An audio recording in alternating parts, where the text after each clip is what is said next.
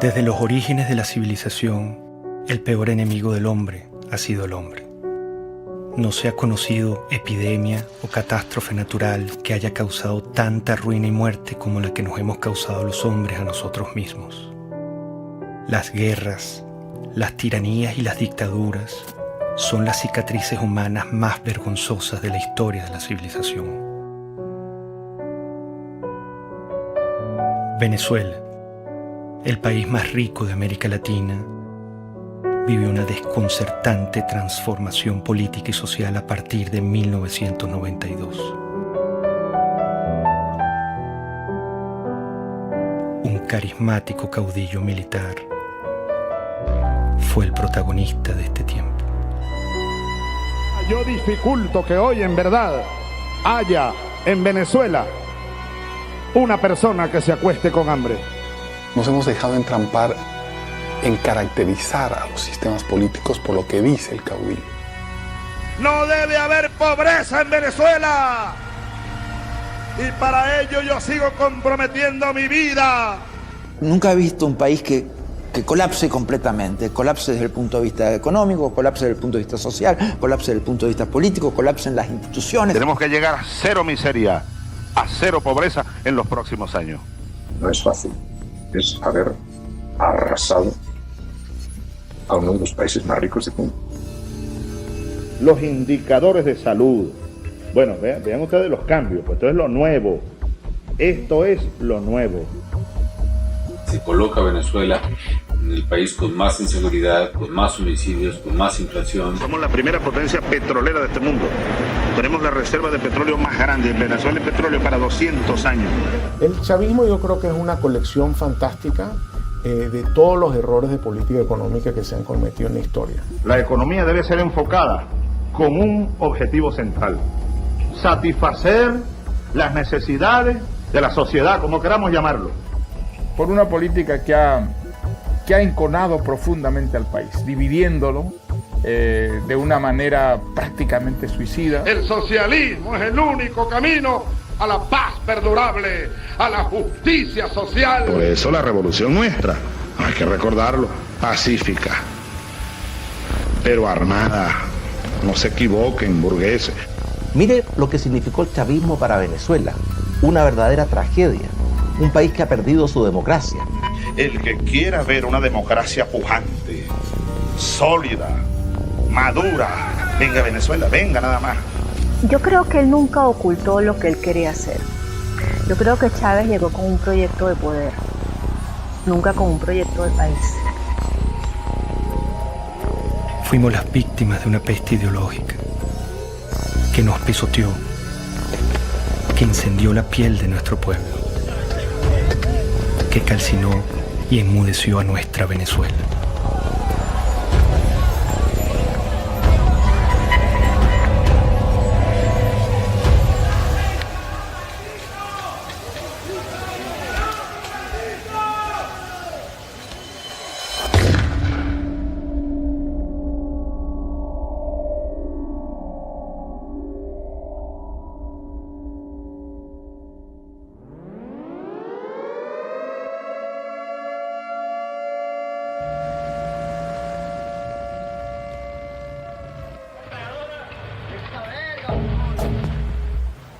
Al filo de la medianoche del 4 de febrero de 1992, Venezuela era sorprendida con un sangriento golpe de Estado. Un grupo de militares intentó asesinar al presidente Carlos Andrés Pérez para hacerse del poder. La ira militar latinoamericana se volvía a pronunciar. Compañeros, lamentablemente, por ahora, los objetivos que nos planteamos no fueron logrados en la ciudad capital. Es decir, nosotros acá en Caracas no logramos controlar el poder. Ese no fue su primer discurso. Su verdadero discurso lo había pronunciado horas antes con una refriega de balas y de tanques. Aquel militar había disparado su delirio de poder sobre la cabeza de Venezuela. Había herido de muerte a la democracia. Bueno, Chávez representó un retroceso para Venezuela. Seguramente la democracia venezolana era imperfecta y necesitaba muchas reformas. Creo que cuando termine esta pesadilla que vive Venezuela, habrá una comprensión cabal del desastre que significó el golpe de Estado. El golpe irrumpe por las ansias personales.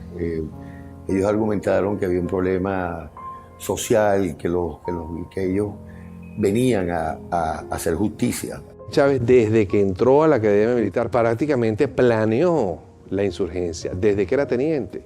Y siendo teniente coronel, que había planificado eso durante por lo menos 15 años, usó su cátedra en la escuela militar para preparar e infiltrar. Eso fue un plan armado durante muchísimos años.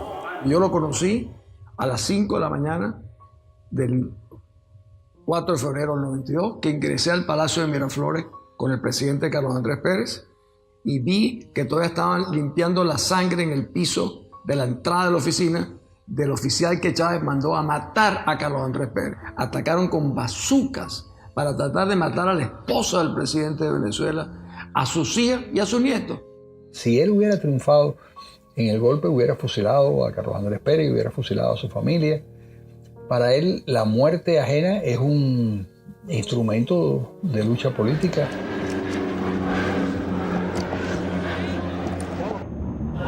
Este es un boletín extraordinario de El Observador. Ustedes pueden observar en este momento cuando uno de los aviones Bronco intenta lanzar cohetes exactamente en este momento está cayendo uno de los cohetes cerca del palacio.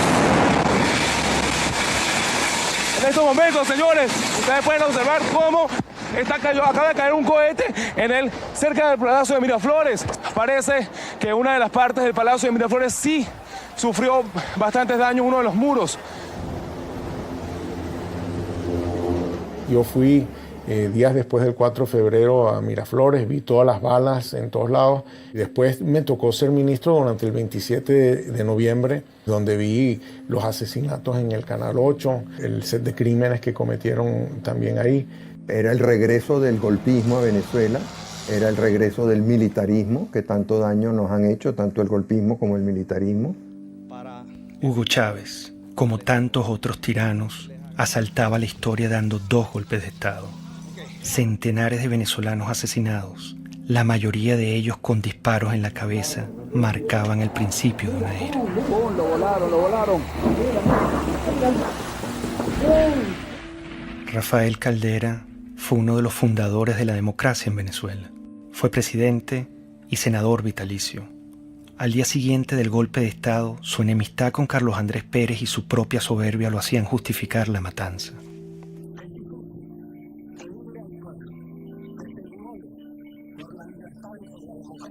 Su ambición de poder le daría un rol protagónico en el ascenso de Hugo Chávez. Irresponsablemente llegó a decir: «Debo confesar que el 4 de febrero Chávez me causó una excelente impresión como se la causó a todo el mundo. Aquellos segundos que usó Chávez en la televisión presentaron un hombre equilibrado, sensato». Lo cierto es que Hugo Chávez acababa de asesinar a centenares de venezolanos.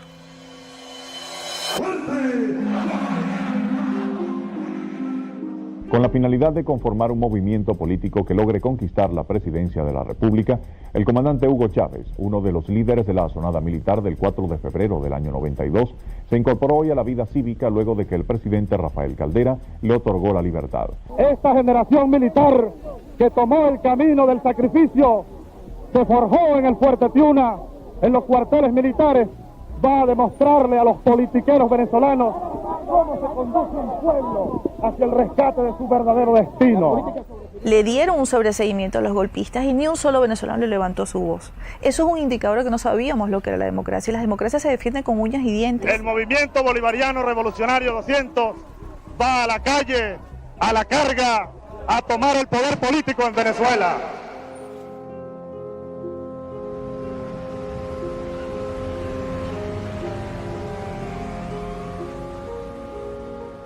La democracia generó oportunidades, expectativas que implicaban un enorme desafío para las instituciones políticas y económicas y no se dio con la velocidad que estos millones de venezolanos que salían de la pobreza y que emergían en una vibrante clase media quería seguir ascendiendo y aspirando. Hugo Chávez entendió que había un pueblo muy desilusionado, que estaba harto de los políticos de siempre, que estaba harto de las oligarquías de siempre, que estaba harto de las élites de siempre. Puso en el centro de la conversación nacional a un grupo humano muy importante de los venezolanos que habían sido excluidos. El año que viene se ve esto horroroso y gracias a los gobernantes, que es lo que nos han llevado a este extremo. Bueno, yo creo que será más caro todo, porque imagínense cómo está la situación, todo será peor. Venezuela vivía en democracia. Una democracia imperfecta como en cualquier país, pero también con grandes avances en su infraestructura y en su cultura, incluso en el plano económico y político. El problema que sacudía a Venezuela era de otra índole. El problema era moral.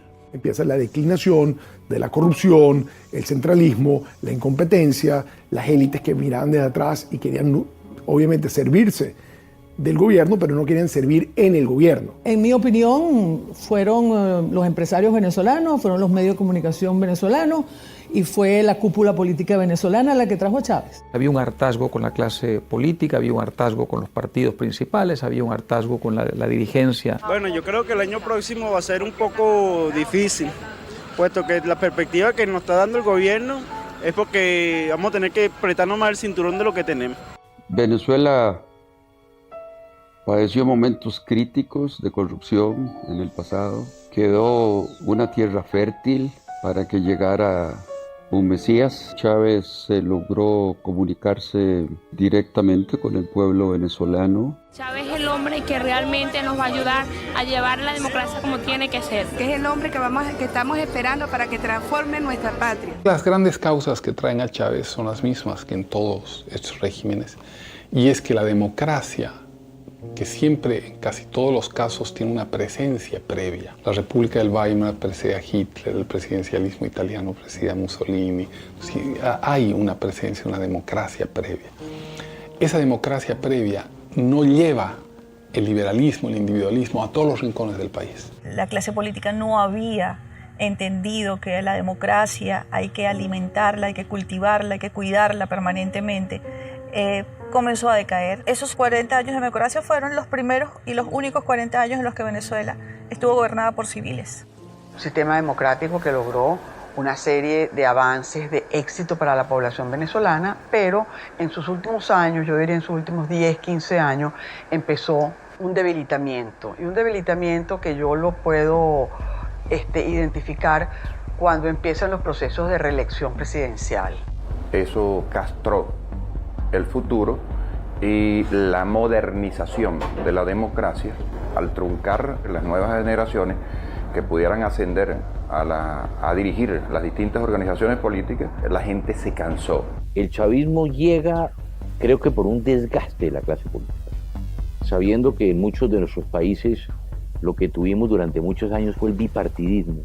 Lo cual ha llevado a la gente en muchos países a buscar una solución distinta, un outsider, como decimos esto.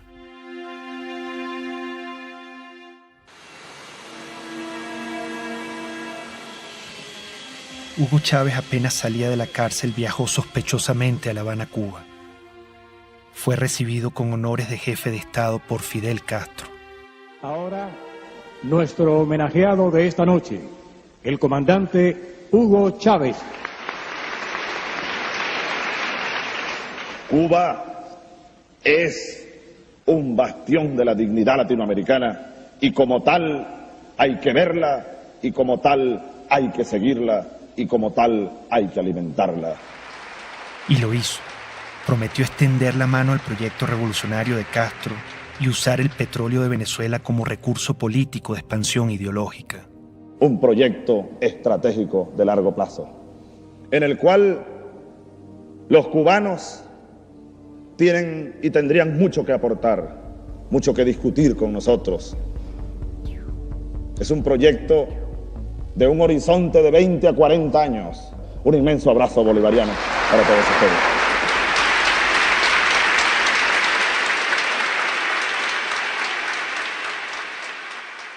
«20 años más tarde, todo estaba claro.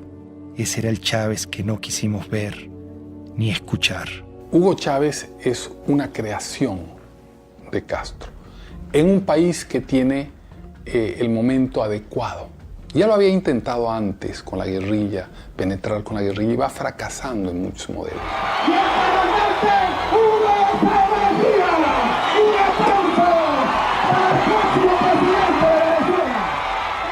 Llegó a Venezuela y se lanzó a la presidencia de la República.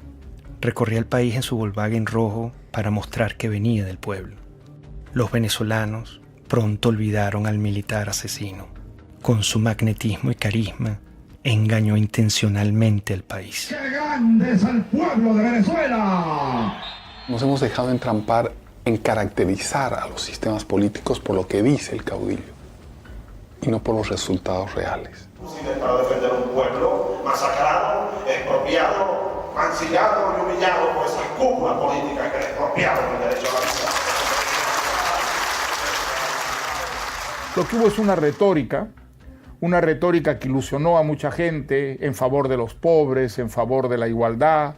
El populismo de Chávez es embelezador, sabe enamorar a la ciudadanía. Cuando Chávez se vuelve candidato presidencial, bueno, entonces él dice que él es un tipo muy moderado, que él no es socialista, que él no es comunista, que él no va a cerrar ningún medio de comunicación. Yo no soy socialista, no, yo creo que ya el mundo de hoy, la América Latina que viene, requiere un salto adelante. ¿Para usted Cuba es una dictadura o no es una dictadura? Sí, es una dictadura. Lo que Chávez proponía no era una cosa militar, él proponía una cosa democrática, un modelo basado en la tercera vía de Blair.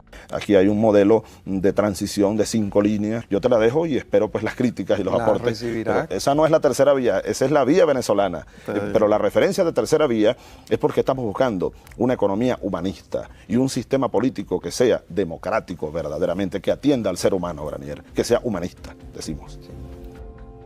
El presidente Carlos Andrés Pérez, a quien Chávez paradójicamente intentó asesinar en su golpe de Estado, advirtió la calamidad que se avecinaba. ¿Cuál es la tragedia que usted avisora si gana Chávez? Bueno, una dictadura. Y nosotros sabemos lo que es una dictadura.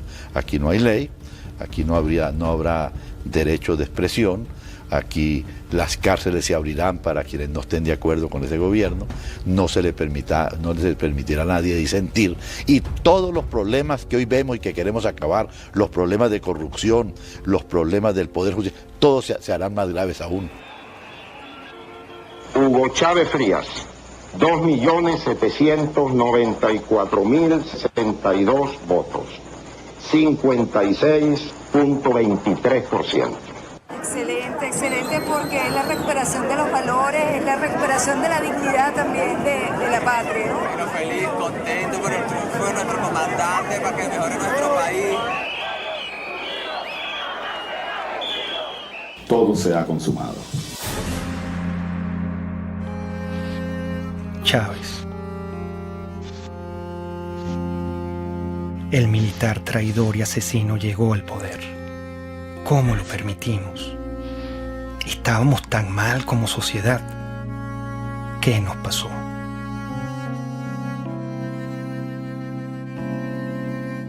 Cuando yo conocí a Hugo Chávez, yo le dije, te advierto una cosa, lejos de ser tú la solución, tú eres la encarnación del problema de Venezuela. El hecho de que tú seas presidente es la demostración más clara de que este país fracasó. Yo no creía que pudiera tener éxito. Lo que oía del propósito, el propio juramento de la Constitución, me parecía de un adanismo esencialista muy peligroso. Te lo juro sobre esta moribunda Constitución, impulsaré las transformaciones democráticas necesarias para que la República Nueva tenga una carta magna adecuada a los nuevos tiempos, lo juro. Yo he sido siempre reformista, entonces todos los liquidacionistas me parecen que son ahistóricos, que van en contra de la historia,